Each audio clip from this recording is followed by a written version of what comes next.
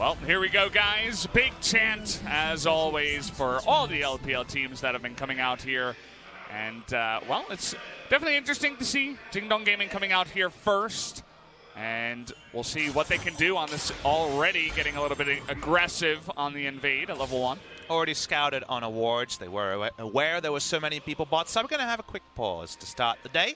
But I love the fact that we're able to get that kind of vision before we got into the pause. Whenever there's a Yuumi team, if it's Yuumi, Olaf, Kaisa, doesn't matter.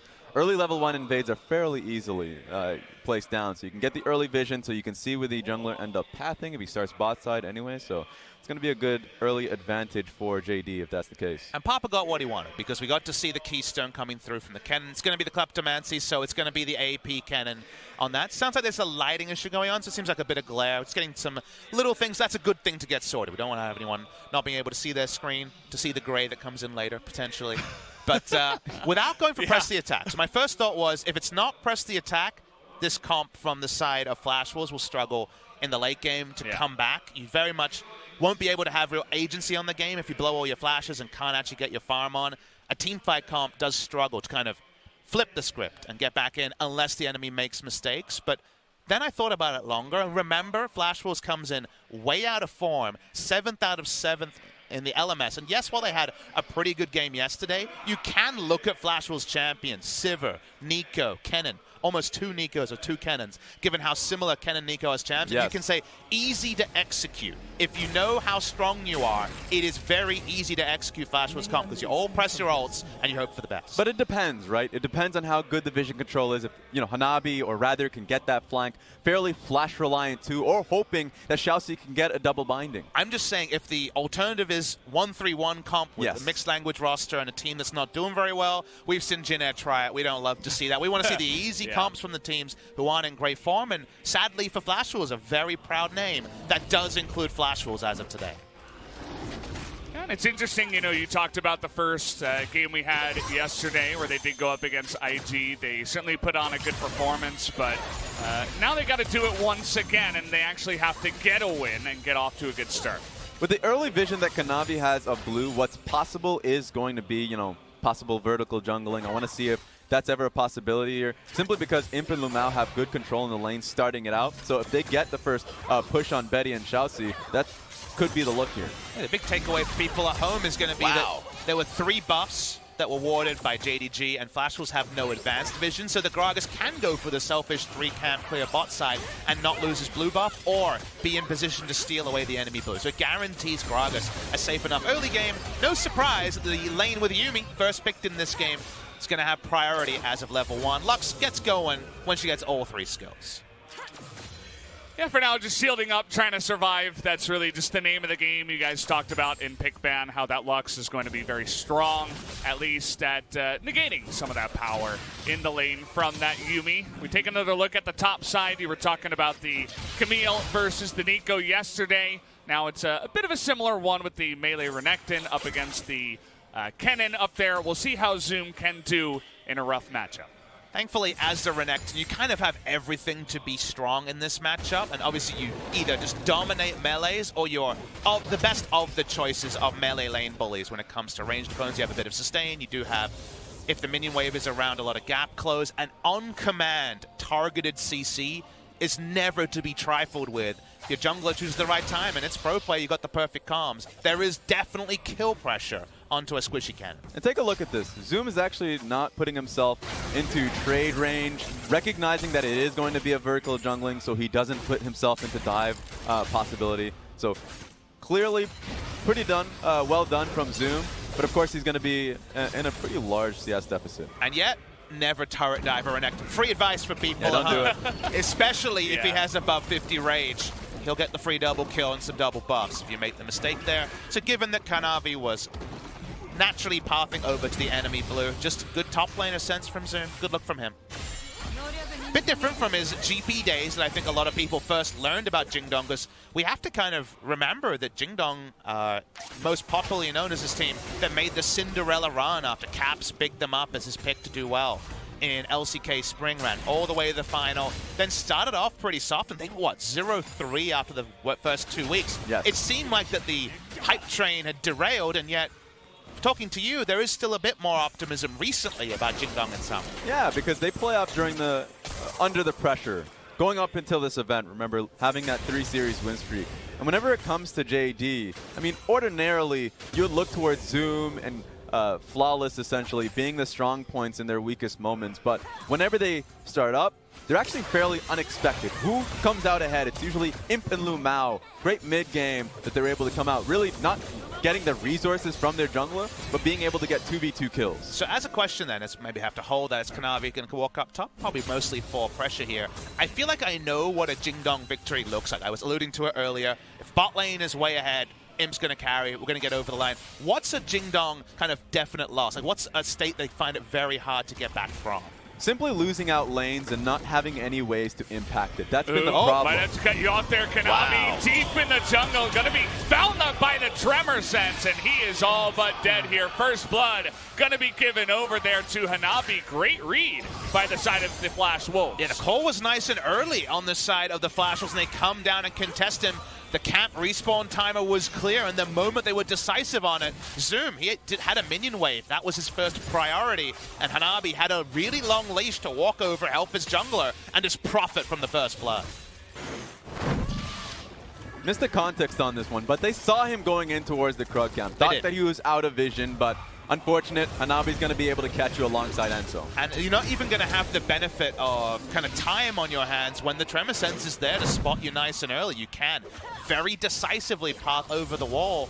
Kanavi, we talked about how it's only his second game on a mixed language roster here on Jingdong Gaming, replacing Flawless, who's sitting out this game. No public words on to why, but unfortunately for him, is caught out. It's not the end of the world. He is on the scaling pick. Rek'Sai, yes. We always focus on how much work did she get done in kind of the first 15 minutes, the turret plates phase of the game. It is still, as we can say, a mistake from the side of Jingdong. But the question that you asked is really happening, right? The point about if they lose, like, what does it look like? Oftentimes finding themselves in CS deficits, they rely on their jungler to be, early game points of pressure. A gank coming through mid lane or bottom lane to be able to get them steering ahead. Because when they ordinarily pick, really, the only one that has a positive matchup would be top lane.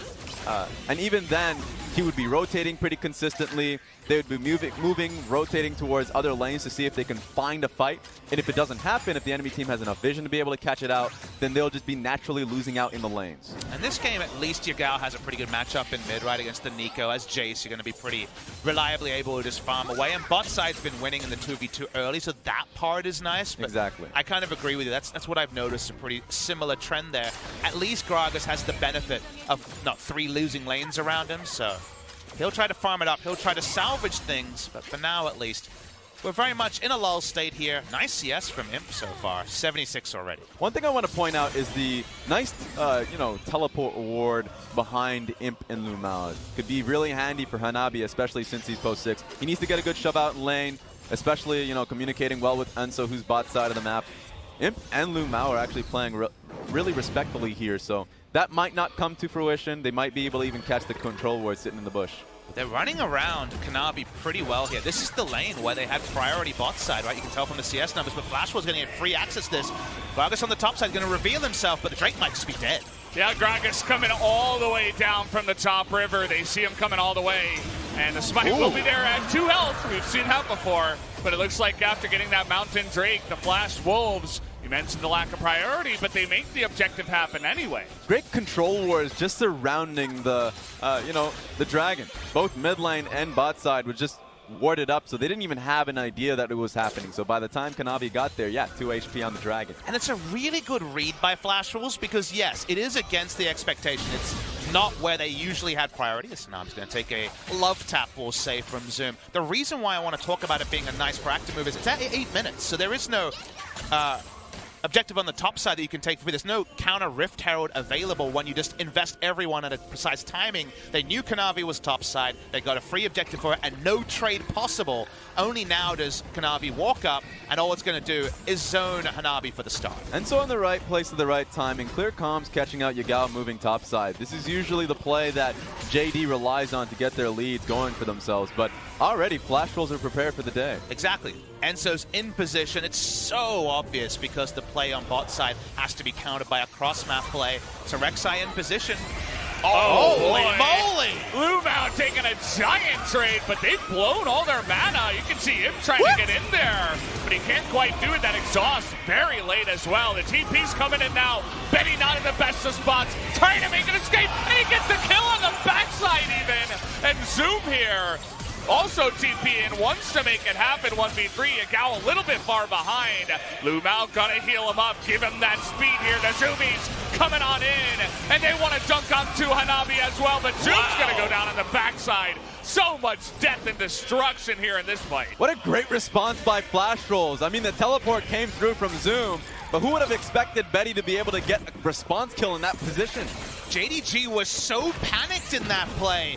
It seemed like they were being super duper reactive after 2 health bars were almost donated to Flash Wars 100-0. Let's go through the replay because a lot happens here. First, everything lands. This is the old Lux, AP Lux state of hit everything, one shot. Miss anything, not possible. The cat is already out, and then Imp gives up his whole health bar trying to buy time for Yagao and Zoom. Great response teleport as well. Yagao coming in just to help Imp, but remember, he doesn't have mana off the back of this, so he has to fully commit to get the auto attack, even ignites to get the kill on Sivir. So Sivir expending quite a bit of resources there. And the minimap is interesting because this whole time Rek'Sai gets to farm, and yes, Gragas does pack up to try to join, but Gragas doesn't get there. So Flash Wolves are able to trade out more than you expect, and Zoom did not think he would die at the end. Out of all of that, the big winner was still Yagao.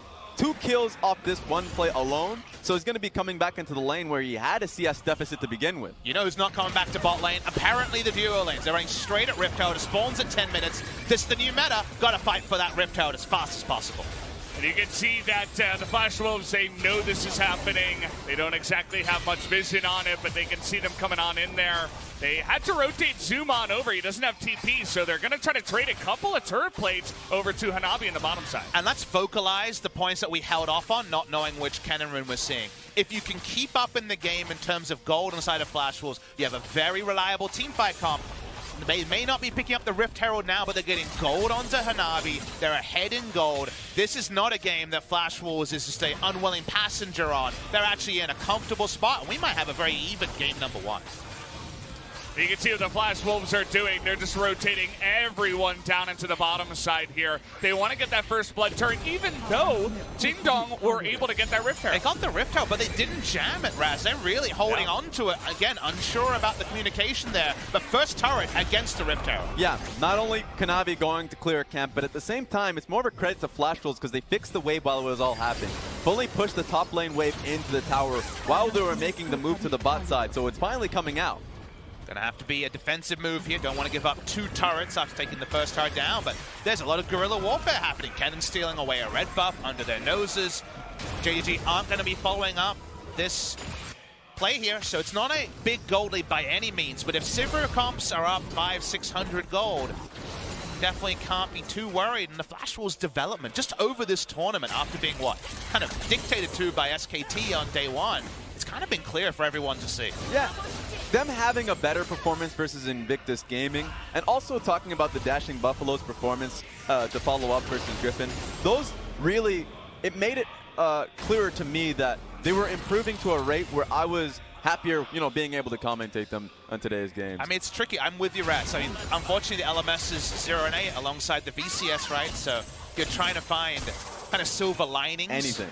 But you're not. But you're also trying to be genuine, trying to be legitimate. So it's nice to genuinely say that Flash Wolves have made some good moves here. I like how they attack the very predictable Rift Herald start from JDG. They've gotten a lot of gold onto their cannon, and you picked the wrong team fight. Even with Jace, Renekton, really early spike champions against double pen proto belt flash up cannon, you're going to be exploded.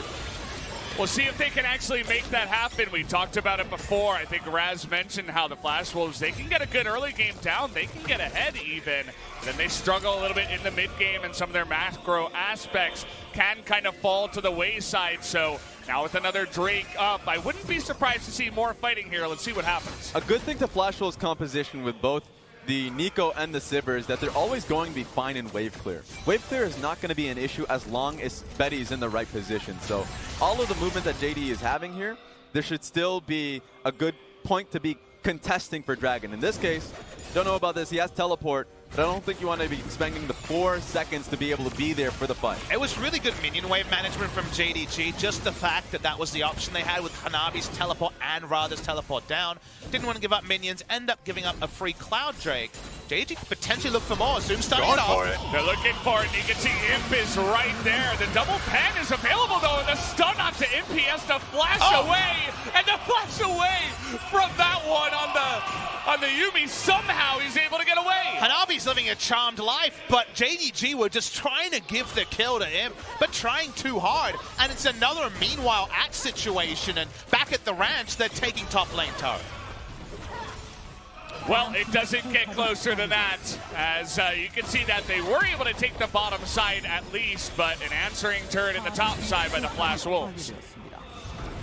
Just want to see what we get up here. Of course, the gold, turret plating gold, bot side. I think it went towards Betty on that one, so it's nice to be able to see Flash Rolls coming up ahead, especially this play coming in from Hanabi. Not only does he fully clear the wave, the ultimate to stun down Imp while he's taking turret aggro there. It's very strange for Zoom to completely disengage that hard early unless he's 110% sure that Imp's going to burst him down. Yes, it's a burst build when you go down the Muramana into the Rage Blade route, but the Manamune's not fully cashed in.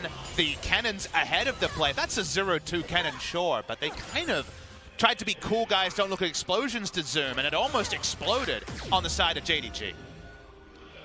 I mean, we saw it the last time, you know, when Kanavi was caught in the jungle. They didn't waste any time blowing double flash. The Flash Wolves at least says, I'm going to have to hold that. They found Yagao, and they put him in his grave as he was just going for a walk in the enemy jungle. Another hole in communication. Kanavi was there, but wasn't alongside him. Just another death there. At least he held on to Flash. Now, no ult here, so can't get the full value out of his item just yet. Going to walk away here. Spear Shojin, TFT favorite, Renekton favorite as well.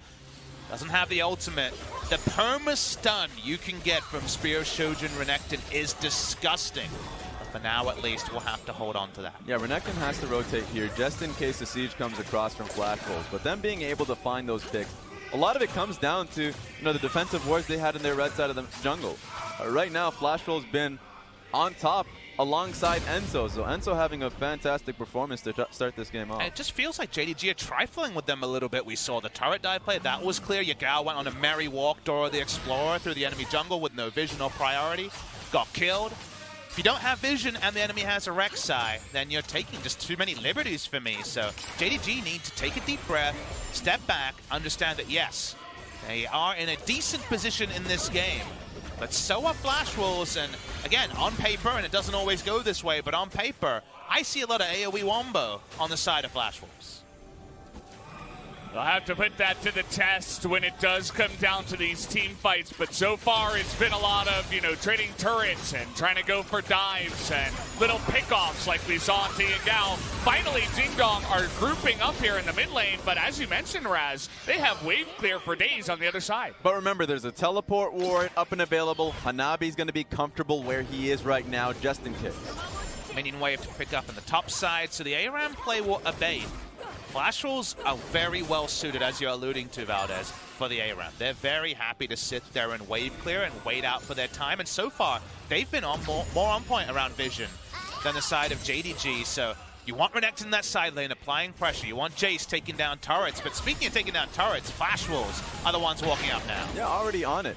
The only point of concern I had with Flash Roll's composition is if they could get the setup so the Kennen and the Nico could find that great, ultimate engage that we're looking for. But, I mean, their teleport ward placements already, this is the third one that I was able to see, have been great just in case the siege isn't coming through. Compositionally, Flash Rolls have it versus JD. And JDG are not actually making smart vision plays. They have no control wards on the map and none in the inventory, just the Yuumi, who right now is leashed to Yagao. So they have actually no map vision. Both sides of the mid lane of a Jace Renekton comp are control warded by the Sivir comp. It's very much JDG trying to play straight down a lane, barrel down ARAM style, because they can't afford to go anywhere else. Yeah, and it's just straight up not working. I mean, they're trying to push it in every time, and it's like the Jace gets one or two pokes onto the turret, but then all the minions are gone. As we mentioned, you just can't really push into this comp, but they're just going to continue trying it anyway. It's super bizarre. JDG have to reset. They have no priority anywhere, no vision against a Rek'Sai. Don't often see this at the highest level, but they've already looked a bit nervy today with some of their play. And again, Kanavi coming in kind of compounds that. Just keep it simple, is what you always say. Keep it simple, silly. The kids' strategy is what JG need to do right now, because they seem rattled, even if the game hasn't gone away from them yet. They still have time. Speaking of which, you know, this early game has abated. We're already up to our third dragon here. It's going to be another Cloud Drake that it looks like perhaps this time the Flash Wolves are considering taking a fight over. Yeah, I mean, if JD's Manamune stacking and you see, you know, the Sivir build going through. Oh, Betty's out of position here. Just got to watch out for that. Both teams have incentive to just dragon stack and just look to farm up waves for their items. So that's what I'm looking forward to. We might see another Elder Dragon game coming up. All about those 45-minute games, Raz. They're new to you, but we are veterans here in the LCK. Now, JDG have brute forced and freshly shopped and run at Drake. Flash Wolves, despite having the vision control before, are going to be slow. There's going to be second to it. Will they force a fight here? They're spotting, but JDG already out. Yeah, you can see Hanabi was considering it up on the top side, but it was just a little bit too little too late, and already Dingdong were on the retreat and able to get out of there. I think it's fine to be respectful, though. I think Flash Wolves are in a better position than they would expect. Okay, we're looking for it. The fighting comes down, but Zoom is going to get locked down by rather a fantastic follow-up there as the Flash Wolves will get a kill and a turret. And do they run at Baron is something you could consider. We're post 20 minutes in this particular game. Now, they don't have a vision. They haven't reset for a while, so Flash Wolves, if you look at their lack of control wards, probably have to back away. They choose to do so with a kill and a mid lane out of target. They got great bait and pick within their composition, though. If they were able to regain control, rather, though. Oh, boy, you can see the burst damage. Kanavi just going to flash on him there as a nice little rotation up to the top side by Yagao and Kanavi. It's a really smart call from JDG to be proactive now. Whenever you press tab and see the enemy very obviously is late to a shop, go in there and fight them and make them accountable before they have their new slick duds, their new items from the shop. And that was really well done here. And I see the replay of how this happened. JDG just catch Zoom on a walk. I'm gonna say, Flash Wolves have found it very easy to catch the JDG players roaming between lanes. Yagao and Zoom both guilty of it, but Yagao gets to actually return the favor. They find rather his ult's down. He's got no chance. Yeah, typical. They didn't think that they would still be on the map or going proactive, as you say, after getting a pick on towards Renekton, but just cluing in. Not only did Betty have no mana, but to your point, rest of the members needed to shop at that point. And now I want to see JDG play to their items, because if it's just 5v5s, honestly, I look at the right side of the screen. There we go. The items just look nicer on the side of Flash Wolves. They've got Merlin on Comp Protobelt. That's a team fight build, ready to go for the cannon. They have the Zonias ready for some team fighting, and the Glacial Augment procer in the GLP. Meanwhile, yes, a lot of burst from the build onto him. That's the trade-off there. Don't have the Storm Razor for the 2 evolves. You want to blow one person up is usually the way this starts. Does have the 2 evolves now with just a freshly stopped Stinger. But then you say, Spear of Shojin, Black Cleaver. That's the solo lane build. The Flat Pen on the Jace, that's for sieging. Can JDG play to their items? Because if they play to a 5v5, I'm loving the Flash Wolves. I know this game is just going to be a lot more, aggro, a lot more action-packed, just to the point of, item break points being hit by those Jace, Kai'Sa, and of course the Flash Wolves members you've mentioned. This is the time that they feel like they can strike. Absolutely. So now, once again, Dingdong considering coming down the middle lane here, but that minion wave, you can see how long this mid lane turret is just going to survive. We're at 23 minutes into the game, and it's not even down below half health. Yeah, the most they can do, as you can see, is Taxi are pushing mid lane into invading the enemy red, which does give them Baron vision. Gal gets an EQ off. It's a nice start onto Shalcy and Betty. The shield was a little bit late there from Shalcy, not on Tom Kent's duty today. They're walking up, they're posturing, but how much bark is behind this bite? Ooh. You can see it. Okay, the bite comes as they're going for a bit of a dive here. Already able to take out Betty, but here's Hanabi from the top side. But a lot of stopwatches come in, and they're all surviving for an incredibly long amount of time. And Dingdong are somehow able to win the fight underneath the Cannon ultimate. That was the setup that we were looking for Flash Wolves, but by the time the Cannon teleport comes through, JDG already got the work done with an excellent ultimate from Kanavi. It's an ultra-decisive play from the side. I didn't need it to be. It didn't look possible, but they saw something that wasn't there on the enemy side. They're going to start up the Baron, trade tank. This should be a Baron out of nowhere almost for JDG. It kind of just felt like the Flash Wolves were floundering under their own turret. This is taking forever, by the way. Xiaoxi's going to get in range. Can he actually? Nope. Okay. Smite is going to go the way of Kanavi. Again, this is a Sivir, a Nico. You don't think a turret dive is possible. The cannon already had started TP behind, but they're proactive, and the cast from Kanavi is really nice. Sivir and also the Kai'Sa are traded at the start. They die first for their teams. The stopwatches are still good, though, between Exhaust and the stopwatches. Hanabi doesn't blow people up. That's one way to get through a game where you don't have the right vision. Get your stopwatches, make it about you, and hit everything perfectly. Yeah, there we go. You better be happy after that one, because the coordination, just the follow-up from the cask, is something you need to see from a team that's essentially testing Kanavi on those points. And it's pretty YOLO, Raz, because the last two, they've failed execution on turret dives. This one was almost an all-in. This was very much kind of a cards face up. I'm going to hit the Royal Flush on this one. They do, and the payoff is massive. It is quite massive. You pick off a Sivir and you exhaust the cannon and you take that entire team fight strength away from the enemy team. So the execution was there. They're able to pull it off, and that's credit to Jingdong Gaming here. We're going to pick up their third Cloud Drake. We're going to have a really fast Jace in particular in this game. But now the Cannon and also the Nico will find it harder to wave clear, and the 1-3-1 Renekton and Jace are going to find a lot more purchase on their pushing. They got the appropriate vision down. So the 1-3-1, the ARAM kind of play that we saw, was looking a bit anemic, a little bit sad, but with the Baron, it babies it and makes it a lot stronger. They're able to just push on in here, and all that wave clear is not going to be enough under this amount of pressure. And down finally does go the mid-tier 1 at 26 minutes. Yeah, able to put more members up there, able to take down things. We're going to look at the damage dealt to champions in the entire game. Probably the notable one is how much Jace poke has actually landed on the side of JDG. Yeah, and I think that makes a lot of sense that they're starting to play towards them right now. Actually, take a look at both sides of the jungle. Completely control warded by JDG, so they can just move through mid, go through top if they have the wave rolling for Jace, or go to bot where Renekton has firm control. And the turrets are falling one by one. The 1-3-1 is incredibly strong here. Yagao just laughing at the turrets right now. Doesn't need any Drakes to make this one quick work, as another one goes down on the top side and the bottom side. Let's see exactly how they want to approach this. We got a nice little wave down on the bottom side, and it's only Rather here. And they're so staunchly staying to 1-3-1. They do not want to line up for the Flash Wars Wombo. Now the stopwatches are on cooldown.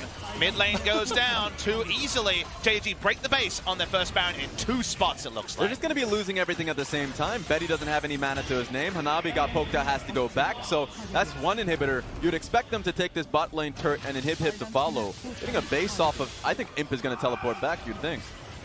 Well, it's not every day that you see the Baron taken and then everything just fall to pieces like a house of cards. This is just, it's like you're burning the house of cards right now, as every single objective is just being taken off the map in the span of 2 minutes. This is mass teleporting, no respect for flash rolls. They don't seem to really know if they can fight or not. I mean, 6,500 gold lead from the Baron. The Baron buff power play is immense this game, and Flash Wolves have done so much good work. We were talking about how narrow the win conditions were for Jingdong.